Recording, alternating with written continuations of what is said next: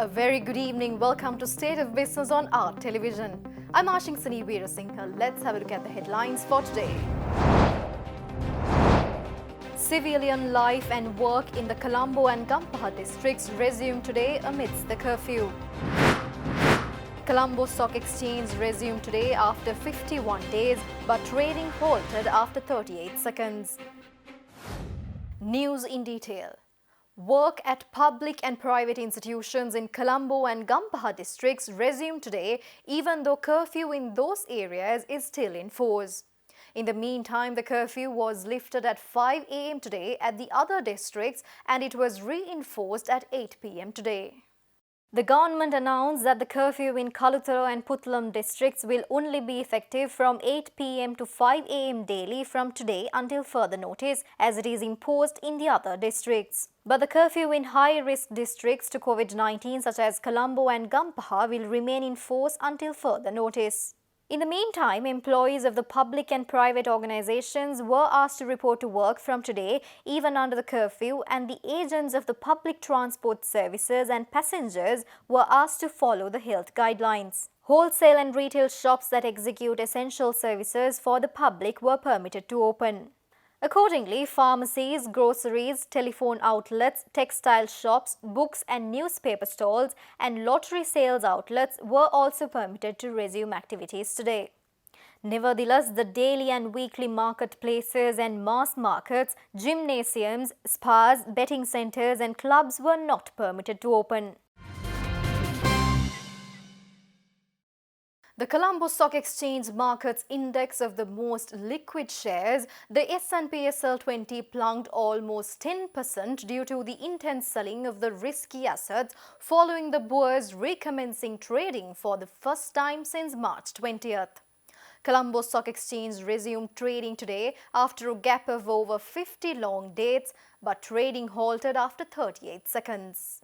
Market analysts told our television that trading at the Colombo Stock Exchange was halted within few seconds of the opening of regular trading. They also added that they expect this situation to continue until the market settles down, as both local and foreign investors are looking at exiting from risky assets due to the global pandemic. On 20th of March, the stock market's S&P SL20 share index plunged nearly 12%, recording its biggest intraday fall, while its benchmark all-share price index fell over 6% due to the panic selling following the government-imposed curfew over the weekend. The market was resumed this morning after a 51-day lockdown, and the S&P SL20 index ended 9.6% lower at 1,760.53 points, while the benchmark all-share price index fell 3.92% to 4,392.43 points, with the turnover of 24.89 million rupees. Data showed that the S&P SL20 index dropped over 10% from the previous close. Accordingly, the officials at the CSE followed the Securities and Exchange Commission directives dated the 30th of April this year, and the market was closed for the rest of the day. Trading at the stock market closed at 11:01 a.m. before the scheduled time of 1 p.m. Trading was halted 38 seconds after opening, and it was also reported as the shortest trading day of the market's history. However, half the fall was accounted by Sampath Bank, Commercial Bank and John Keel's holdings. Sampath Bank fell 19 rupees to 100 rupees, John Keel's fell 8 rupees and 30 cents to 107 rupees and 10 cents, and Commercial Bank fell 5 rupees and 10 cents to 55 rupees. Electricity Minister Mahinda Amaravira instructs Ceylon Electricity Board officials to rectify the mistakes incurred in the monthly electricity bills of some consumers. A number of CEB consumers had lodged complaints that they had got electricity bills for the period of last 2 months with exorbitant amounts. Hence, the minister has instructed the CEB officials to rectify the mistakes at the earliest and issue new bills to the affected consumers. Meanwhile, the minister also has instructed the CEB to issue electricity bills with no extra charges affiliated for delays. Meanwhile, the CEB in a statement says that a reasonable and adequate time will be provided to settle CEB payments for the electricity consumed during the period. CEB also assured that delay will not be penalized in any way and will not increase the monthly bill amount. CEB further reminds that due to the current situation in the country, they won't be able to issue the bills on due dates, but requests the public to settle the bills already served or sent via electronically.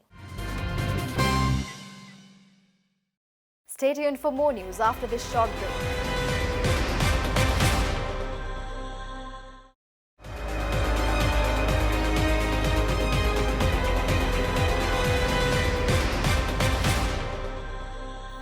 Welcome back after the break. Minister of Small and Medium Businesses and Enterprise Development, Industries and Supply Chain Management, Vimal Veeravansa says that he has made a request from all the stakeholders to facilitate the industries soon with the promised low-interest loan.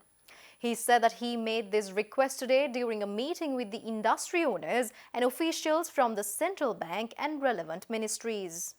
As directed by the government, Central Bank of Sri Lanka introduced a new refinance facility for the businesses adversely affected by the COVID-19 pandemic. CBSL announced that having identified the national importance of reviving the businesses adversely affected by the COVID-19 outbreak, the bank introduced Saubhagya COVID-19 Renaissance Facility under the Saubhagya loan scheme. The maximum loan limit is 2 months working capital requirement at an interest rate of 4% per annum. The borrowers are also given a maximum duration of 24 months, including the 6 months grace period to repay the loan. Accordingly, Minister of Industries and Supply Chain Management Vimal Veeravansa had a meeting with the members of the organization to protect the industries. During the meeting, which was attended by central bank officials as well as the officials from the state and private banks, the minister had requested to extend the loan enabling the industry runners to purchase their infrastructure. Minister Veeravansa had also requested the officials to expedite the loan process, assuring the strengthening of the halted economy with a fresh strength. UNP leader Ranil Wickremesinghe cautioned that reopening of several lockdown areas without increasing the number of PCR tests might result in a critical situation. He made these observations yesterday, making a statement via social media. UNP leader Ranil Wickremesinghe pointed out that the relaxing of curfew from today onwards should be done along with an increase in the number of PCR tests. In the statement, he said that he has suggested the government to conduct at least 3,000 PCR tests on a daily basis. The UNP leader also said it was important to provide personal protective equipment to all frontline workers in healthcare, triforces, police and other engaged in providing essential services. He also added that the health minister should explain and work in a more transparent manner on the steps the government has taken from late February to up to date. He further added that there was nothing to worry financially as the World Bank has already allocated financial relief for the country to contain the spread of COVID-19 in Sri Lanka. He also suggested the government to follow a simple and common way for communication as most of the COVID-19 related announcements are hard to comprehend. A new cluster of COVID-19 cases have been discovered from China's Shulan city, raising fears of another wave of coronavirus cases in the country. In the meantime, more than 4.1 million cases of COVID-19 have been recorded worldwide, including more than 283,000 deaths. The mayor of Shulan in the northeastern Jilin province in China announced that the city will go into wartime battle in response to the rise in local coronavirus cases. Chinese authorities yesterday reclassified Shulan, a city near the Russian and North Korean borders, as high risk after a cluster of coronavirus cases connected to a woman detected. China's National Health Commission yesterday reported 17 new cases, which is its highest number in nearly 2 weeks. In the meantime, South Korea warned yesterday of the possibility of a second wave of COVID-19 infections. South Korea has shut down more than 2,100 bars and other establishments in Seoul after the new cases were linked to people who went to nightclubs last weekend. Many of the infections were identified by a 29-year-old man who went to 3 nightclubs before testing positive. Subsequently, more than 1.3 million coronavirus cases and more than 80,000 deaths have been reported from the United States of America. The Institute for Health Metrics and Evaluation at the University of Washington now forecasts more than 137,000 Americans will die by early August. That rise is largely anticipated due to Americans moving around more. IHME Director Dr. Christopher Murray said that in some places, the upward trend in movements began before statewide measures were relaxed. After 3.5 months of closure following the initial outbreak of the COVID-19 coronavirus, Shanghai Disneyland has reopened to its visitors today. Visitors to Shanghai Disneyland are now required to wear masks, have their temperatures taken and socially distanced.